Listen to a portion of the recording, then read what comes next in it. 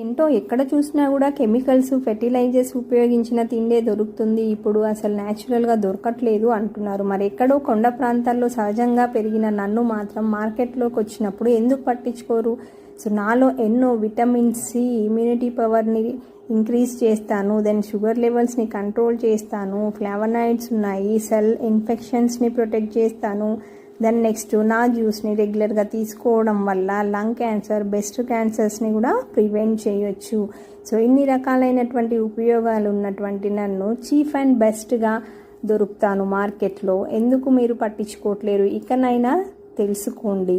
So నా గురించి తెలుసుకొని నన్ను ఉపయోగించడం మొదలు పెట్టండి. మిక్స్ పైన డెకరేట్ చేసేటువంటి చెర్రీస్ కూడా నన్ను ఉపయోగించే చేస్తారు. మీలో ఎంతమందికి తెలిసి ఈ విషయము? ఈ విధంగా అందంగా డెకరేట్ చేసుకోవడానికి నన్ను ఉపయోగిస్తారు, కానీ నన్ను మాత్రం న్యాచురల్గా తీసుకోరు.